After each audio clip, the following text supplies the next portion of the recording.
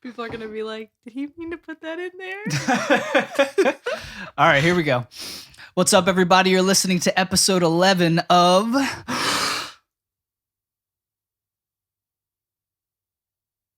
Just Breathing with Laud Lungs. I'm joined by my wife, Brittany, and you are in our dining room. I love doing it in here. Mm-hmm.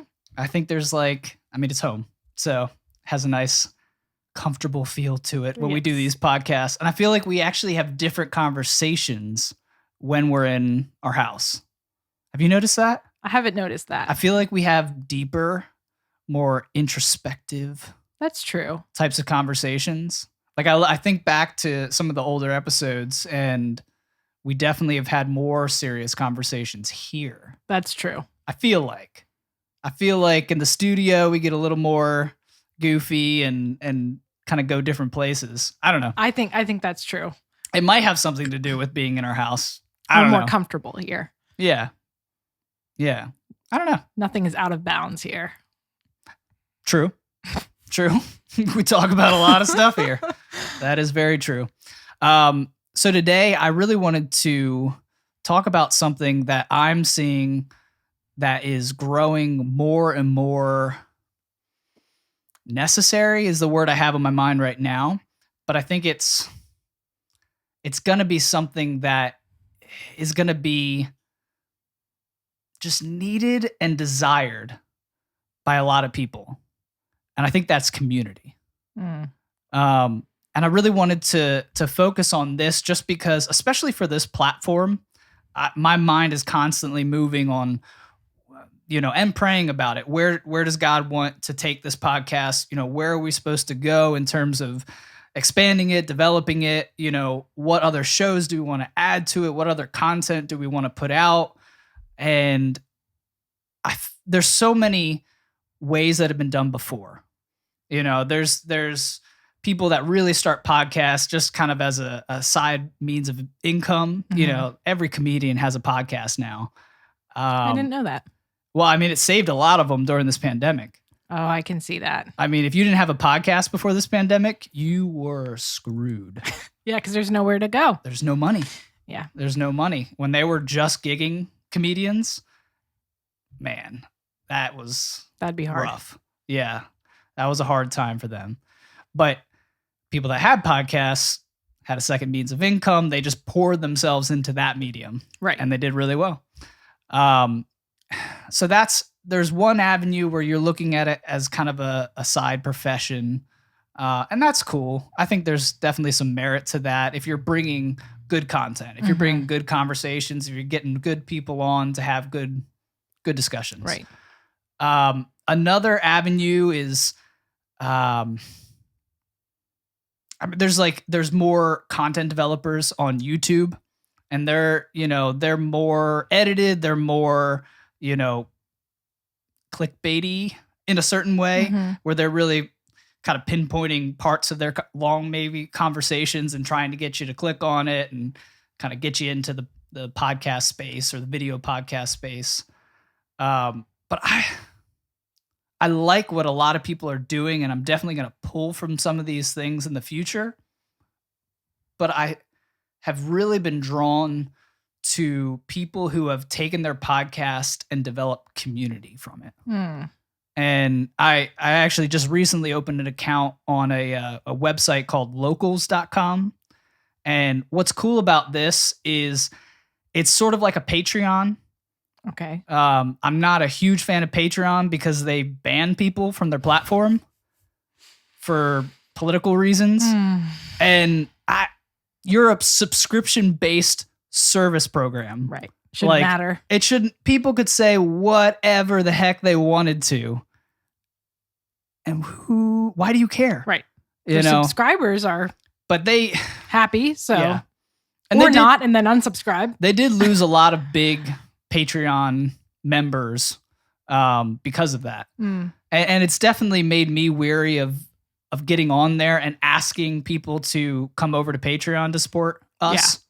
So I found this other website called Locals, And I've been looking into it, and I've been listening to some content creators that are using it really effectively.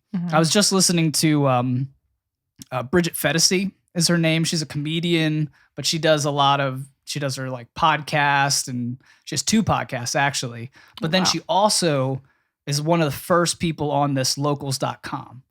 And she was talking about some of the things that she was doing on there, and it sounded awesome. Like what is she doing? So there's a couple things. So that you can do live events on there. Oh. So you could put out, a video that's live and then have like a live chat, kind of like YouTube. I was going to say, is it like it's similar YouTube? to YouTube. But the thing about Locals is that it's a member-based service. I don't know how to. Does that mean only members can view it? Yes, and there's like levels. So there are, and you can set. The cool thing is you can set it up however you want to. Okay. So you can make everything free. So people just have to request to join your community. Okay. And you do have power over your community on this website. So if there's somebody that's just being a jerk, you can be like, dude, get out. Or dudette, get out. And so you can manage and you can kind of foster the community that you want to have. That's kind of cool. On that website. Now, a lot of people, as a means of income, are pouring themselves into this, and pouring themselves into their communities. And then you can get more kind of interaction with the creators, kind of the higher up the subscription service you go. Okay. So, and the creators set the prices. So you can be like, if you pay $5 a month, and this was something, I don't know what the prices are for this Bridget Fetisi person, but she was talking about the fact that during this pandemic, she was having like Zoom workout sessions. Oh, wow. With members of her Locals community. Wow. And I was like, that's awesome. That's pretty cool. So you're on this personal level, it was like that's a pretty personal level to work out with someone that you don't know. It was, I think, a female group. Okay. A lot of her subscribers are females. But man, that sounded amazing when I heard it. And she was talking about, during some of the presidential debates, she would go live and just kind of do live commentary while they watched it, and then people could chat and give their thoughts. And the way she was describing it, it was civil. There was people who were Biden supporters. There were people who were Trump supporters. There were some undecided people that were just there to be a part of the community. And nothing was nasty. There was nothing nasty. Wow. That's pretty amazing. I guess she's fostered that then. She has fostered. I mean, her political ideology is very centrist. I don't know what she talks to people on both sides. Okay. My favorite thing about her is that she pisses off both sides. And so she's a comedian. So like she'll put out something political that is damning or negative towards one side. And then of course the other side comes and is like, yeah. And then she always follows it up with something that is negative towards the other side. Oh my goodness. Just to keep balance. Right. And that's just the type of person that she is. And then it reflects into her community. And it's such a cool, different way of going about this medium. So can you like browse that? What do you mean? I'm comparing this Locals thing to like YouTube, which you can like browse and kind of look at whatever you want. So what is it on there? If you are not a subscriber to anything, you just would go on there. Like what? I think you can view certain levels if there's like free content. Okay. I think you probably can join the community without paying anything and get like the free stuff. So you would only go on there if like someone said they have material on there that you were interested in. Yeah. And that's what a lot of people do with Patreon. So Patreon, a lot of people have like members of Patreon will put out kind of exclusive content only for their Patreon members. Right. So it's kind of like, hey, we put out one show a week on YouTube and podcasts and stuff like that. And then on Fridays, we go live and do another show only on Patreon. Okay. So it's type of an exclusivity kind of pull. That makes it sense. has. But then you get to foster a community on that platform that is sold out for what you're doing. Right. You know, that's just there for you. Right. And that's kind of cool. That is cool. I really have been digging that as I've been hearing more about it and looking at people that are on that platform. But just, I really want whatever we do to give people a sense of community. I think people need to find community in their lives, whether that be, you know, having a close-knit group of friends, like people that are actually there for you, like real friends. Right. Not like Facebook friends who will block you as soon as you say something they don't like. I mean, real friends who are like texting you and being like, yo, what'd you say? Yeah. You know, that's a real friend. Yeah. And you'll find out that real quick if you're just open. Yes. And you know, with who you are and what you believe, you'll find out who your real friends are. But I love the idea of until people can find their friend group, until people can maybe, if they're religious, find their community there, you know, wherever it is, at least a lot of people are on these virtual platforms right now.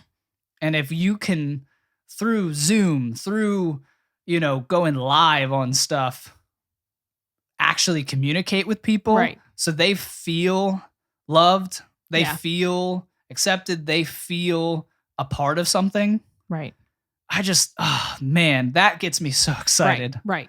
And just so much more than putting out something and reading the comments. If that makes sense. That makes sense. Like comments are great, but those people are kind of passersby. And I always like find there's so much more of a personal level. Like whenever I hop onto a YouTube live show and those people are commenting, like those people came for the show. Yeah. They didn't like just click on the video because it looked interesting, left their thoughts and moved on to the next one. Right. You know what I mean? They stayed and they're interacting now. Yes. Yeah. And there's just such a difference between comments and interaction. Yeah, no, there is. You know? But yeah, when I heard that today, just about actually doing stuff with the members, like working out, doing the live shows together, and really, really responding. Like there was some stories that she told about some members that someone posted that they had lost a loved one. And then that community came around that person digitally. Wow. And just kind of expressed, you know, sorrow for their loss. Yeah. Support for them. Yeah. You know, and I was like, wow. I think that's the cool part of like a digital community. Now, I don't know much about that because I'm not on platforms a lot, but I think the value of a digital community would be that inspiration that you get from that community or from whoever it is you're watching, or like that lady who did exercising with those group of girls. Like, I'm sure that was motivating for them to exercise and then also to continue doing it afterwards. Yeah.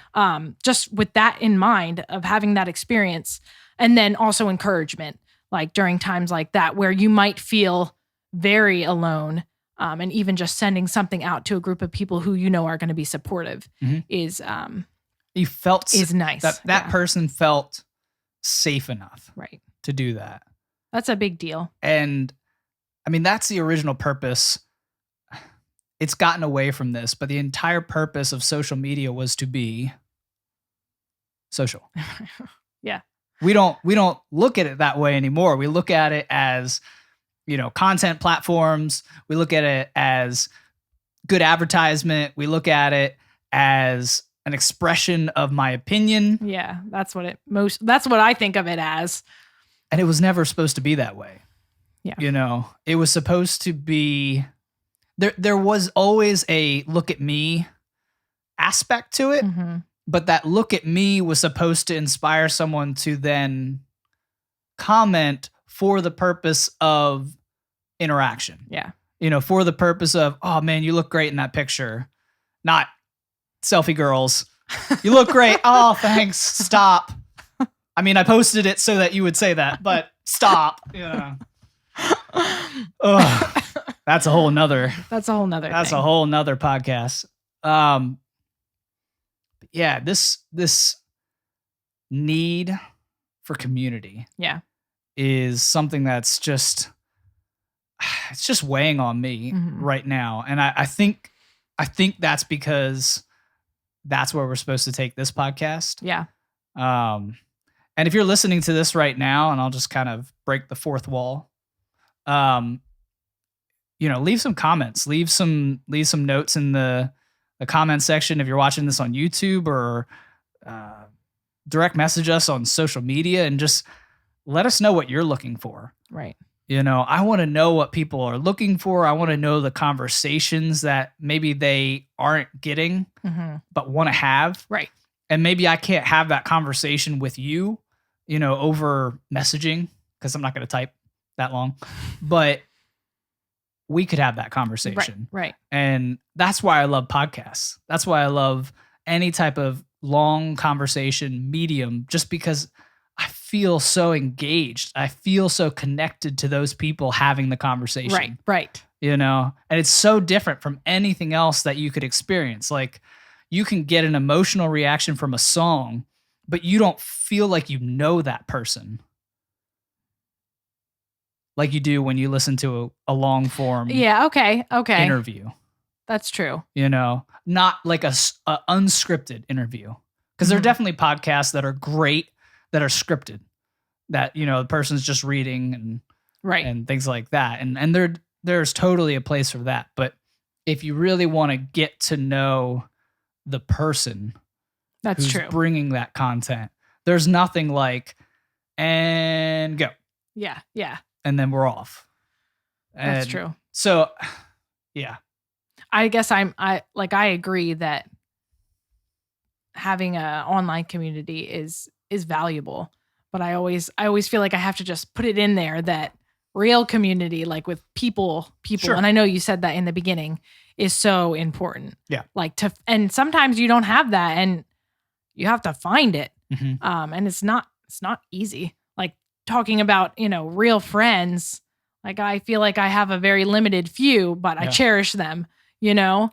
I think like, that's the way it's supposed to be. Yeah. And not like in a bad way, like I don't feel lonely or anything. And like, I have other friends, but like really good friends who you can disagree with and then walk away and still be friends and like get together next week.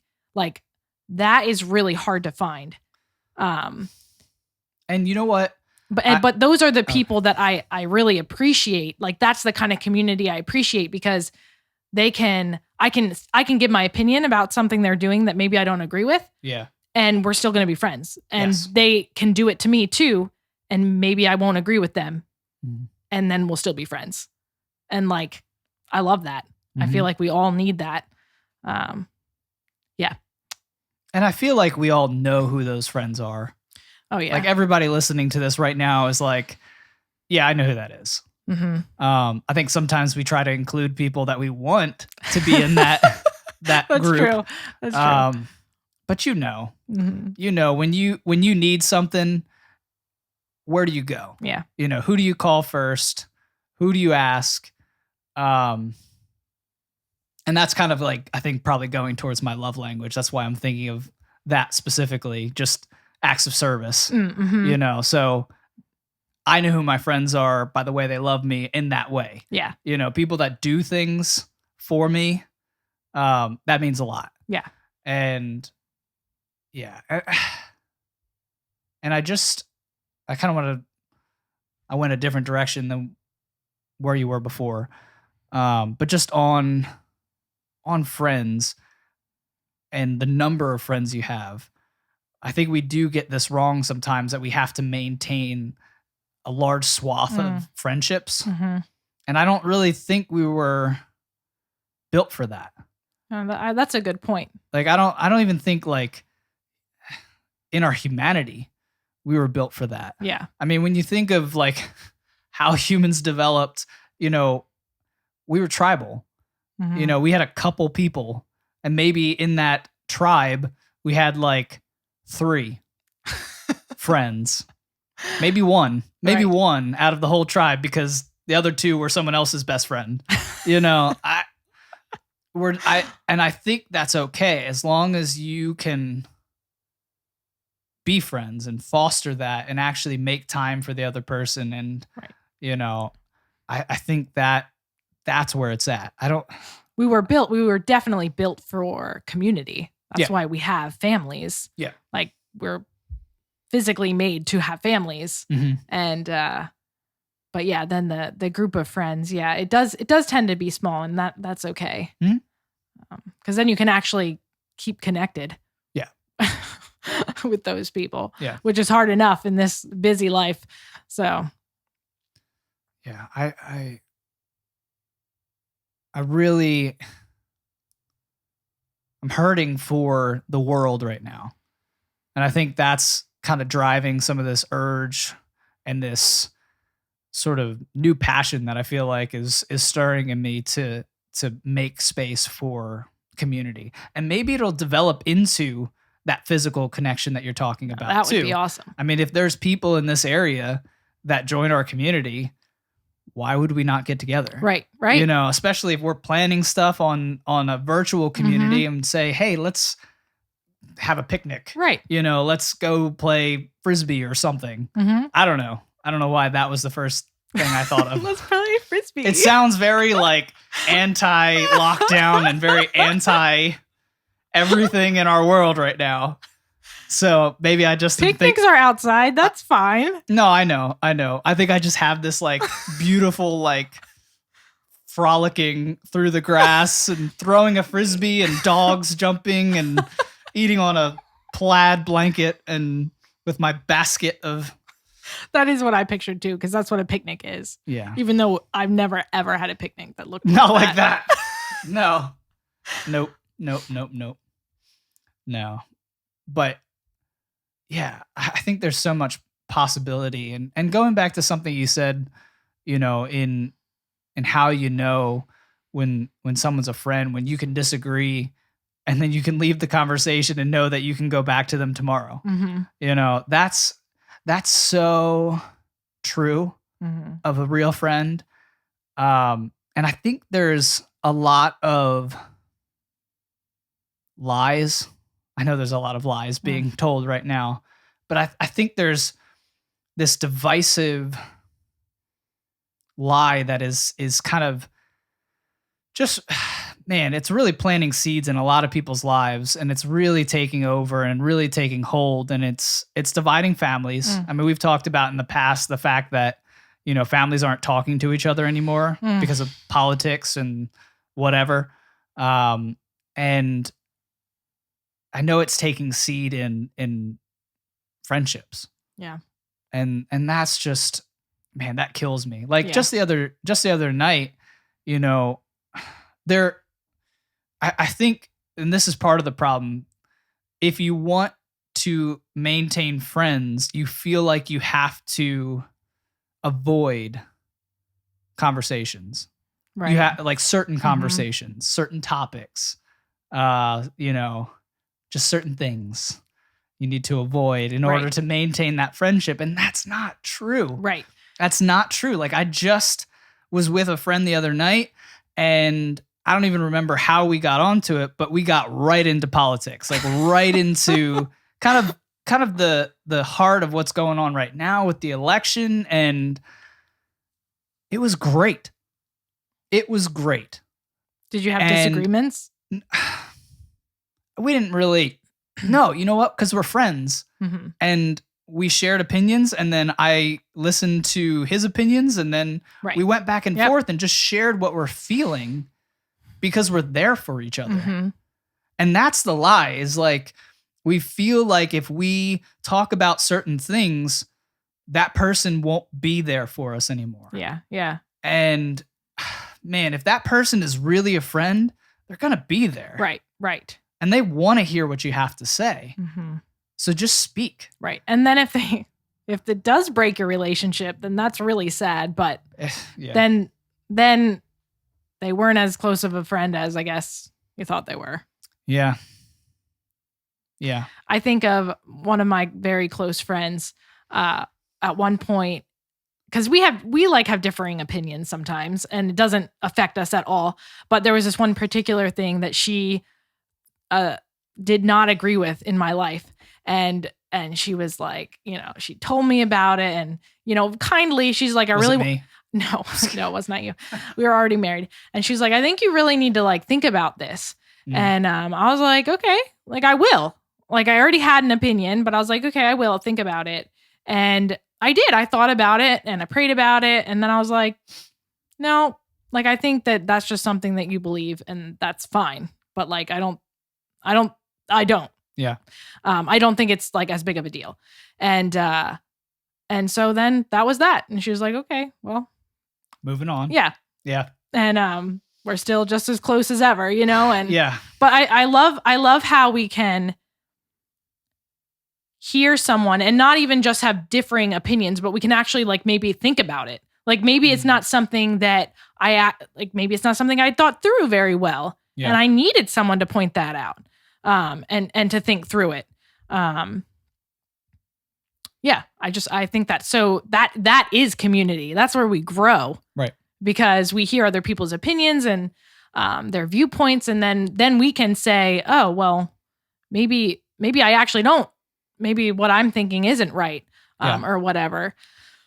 Well, I mean, that's the most dangerous part about this cancel culture that's happening right now and has been happening for a while, but we didn't nip it in the butt early.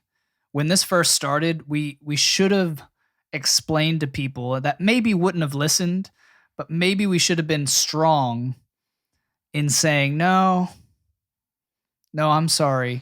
That we live in America, number one, and Americans are free to say what they want.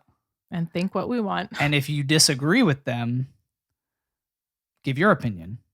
It's so hard but don't completely cut that person off because they differ. Because that's not love. No. Like that's the thing. A lot of these same people that want to cancel people are like, we just need more love in the world. And you're like, what? But see, that's where it gets tricky. So I totally agree with what you're saying. Yeah. But I think why it's so sneaky is because basically the real, like the truth of America is that we are allowed to say what we want and think what we want as long as we're not like hurting someone else. That's why we're not allowed to murder people. Yes. Or do, physical things to other people that will harm them. Right. We're not supposed to abuse children. Right. These things that are obvious because they physically hurt people, or emotionally, if we're talking about pornography or things like, well, I guess I can't even talk about that. People look at that anyway. But there's certain things that actually are detrimental. Right. Okay. And so then we sneak in there and people are saying, oh, well, that's hurting someone's feelings, or that's not nice. And so then we're trying to use that same idea of like the way you think is harmful. And so then they make it almost sound like they're the good guy and the other person's the bad guy because they are saying something that might make other people feel bad. But it's just silly because then that's where it starts to sneak in. But it sounds like something nice, but it's not. That you're just saying that person's opinion is wrong. Right. I mean, the road to hell is paved with good intentions. Right. Like, and so it's that's what's scary to me because it's sneaky. It sounds like, you're trying to be nice and, help protect people. Right. But it's not the same. It's not the same as actual physical hurt. It's sneaky. It's also very smart. I mean, every ideology that has sort of crept up in the past few years, I'll give it a few years, it really has taken off this year. But a lot of the ideologies that have been developing, and they developed in universities and now are kind of mainstream in our culture, all started, I think, from good intentions. And that's you're so right. I think every one of them started with a good intention. Right. You can usually trace back an ideology to an incident. You usually can trace an ideology back to an injustice. You know, and a lot of these ideologies are justice related. And I'm using quotes, finger quotes, are for justice. And I know a lot of people view social justice and the social justice warriors out there on Twitter that speak with their thumbs and not with their money, or not with their time, or not with their influence. You know, they look negatively on these people. And I think there are some of them that do come at it from a good place also. But you're right.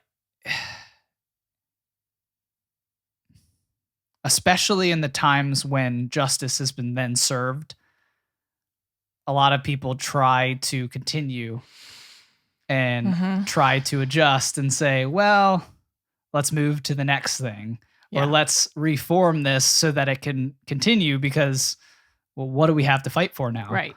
We have to have something to fight for. And yeah, I don't really want to get off the community topic, but I think you're definitely right. You're definitely right in the way that it starts, and the way that it's sneaky, and the way that it develops and stuff. And I think a lot of the people involved, I will go down this path a little bit, just with the people that are canceling people online. Many of them lack real community. They lack real healthy community. And it's sad. You know, my heart really breaks for those types of people, because you can't read what they post and comment and direct message without your heart kind of breaking a little bit. I mean, it might piss you off too, because they're usually, in what they're saying, they're acting like awful human beings, because human beings are there to help you. And that's kind of what I was saying, going back to the first part of, you know, we need to have conversation, and we need to express different opinions for the purpose of building people up. That's, you know, helping to grow people. Like, people aren't going to grow to the whatever, I don't know, dimension you want them to get to in their lives if you just completely, you know, chop them on the chopping block. So I have a question for you, because you said, you know, these people don't have a real healthy, like, they don't have a real community, or they don't have a healthy community. Yeah. And I would love for us to define what is a healthy community. Well, I think it goes back to what I was just saying. A healthy community is a community that wants to challenge you. Right. You know, let's just, a couple examples. If you're overweight, that's unhealthy. I'm not fat shaming. I'm not skinny shaming. I'm not shaming anyone. I am loving by saying, if you are overweight, science tells us that you are hurting yourself. Right. That's what unhealthy is. You are harming a part of yourself. Yeah. And right now, there's a culture that is protecting people that are overweight. And that is unhealthy. You know, their unhealth and you protecting their unhealth is just a mush of unhealth. Right. I think it comes down to how we define love. True. Because that is a type that is part of love. Being kind enough, even though it doesn't feel kind. Right. Being kind enough to address that to someone you're close to, not to like some random person, right. At least in my opinion, someone that you actually are in relationship with, and saying, hey, like, I'm concerned about you. Like, there's there's health implications, Yeah. with this. But yeah, I think that's where it comes down to. A healthy community loves well. And what is your definition of love? Is it just being nice to people so that they feel good and nothing ever gets resolved? Or is it more than that, where you speak truth kindly? Right. I mean, kindness is it's actually built in there in the definition of love. Right. The kindness, not niceness. No, I know. Because I can be right. really nice and hate you. Mm-hmm. Mm-hmm. You know what I mean? Yeah. I can be nice as polite. Right. I can be cordial. I can be polite, Mm-hmm. and I can hate your guts. Right. Kindness is it requires action. Mm-hmm. In some capacity, it requires you to move. It requires you to be there to care for the person. It requires you to, actively listen to the person. It takes out of you, Right. and you give of yourself to that other person. Right. And kindness, again, is not nice. Kindness might be speaking truth Mm-hmm.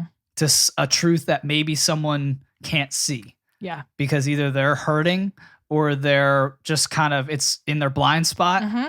And you, as their friend who is kind, is able to point that out and say, I love you. I see this. What can we do Right. to change it? And I think that's a real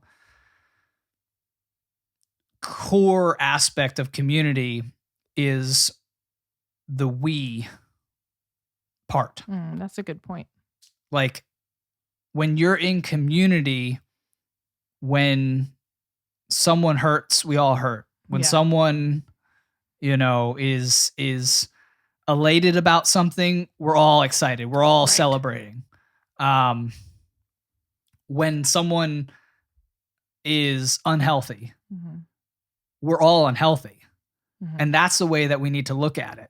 If somebody is saying things or thinking things that are just messed up, we're all in the boat together. Mm-hmm. And if we don't help that person, we're going down.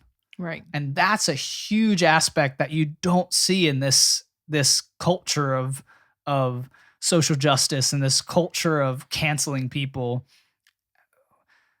Everybody's looking over their shoulders in that culture because they don't know if they're next. Right. They don't know if they're going to say the wrong thing or piss off the right person that they're coming for them next. Right. And that's not community. No. Community should say, if we're going down, we're all going down together. Live or die, we're going down together. Yeah. And that's the type of community that I long for. Mm-hmm. That's the type of community I know you long for. Oh yeah. So I just think it's so important. And I just think we have these digital mediums now. Let's figure out ways to use them effectively. I'm getting to that point, and I do this with a lot of things in life where I'm just tired of being tired of something. Like I was tired of like not looking the way I wanted to look physically or feeling the way I wanted to feel physically. Mm-hmm. So finally I got tired of being tired and I decided to do something, and I work out every day now. I run and I hate running. I hate it so much. I have 2 bad knees, so that doesn't help. But also it's so boring. People that are able to just run for like 100 miles. I don't even know what you could think about for that long. Well, I think it's funny because I don't like to run just because it's too tiring. We're getting real here. Yeah, that's not the purpose. But I do like to walk, and that's good exercise. Walking's good. And it is also good for your joints. Walking's good. But I don't think walking is boring. I really enjoy walking. Yeah, it's not. I enjoy it. It's not boring. Wait, walking or running? Walking. Okay. But as a guy, I don't feel I should walk. And you're not even understanding this. I don't get but maybe it. if a guy is listening to this, they get it. If I walked, I would feel like a loser. I would feel like an unathletic loser. This must be a guy thing. It's totally a guy thing. I mean, I totally don't get there's this. definitely times when I'm doing my loop up here and I on the back roads, if I just kind of jog a little bit, and because it's uphill. But then once I get onto that main road, I'm like, I want to look like I know what I'm doing. Well, if you didn't wear if you weren't wearing super workout-ish clothes, people would just think you're taking a walk. And they wouldn't care. Now, you would look weird if you're all had expensive running clothes and then you were walking. And then you were walking with a sweatband and all that. People are like, wow, that guy's lazy. But if you're just in there was a guy that I passed the other day and he looked kind of like a 70s rocker. He had kind of the long, maybe it was 80s, the long kind of curly hair. He had a mustache. And he was in good shape, I passed him twice on the loop.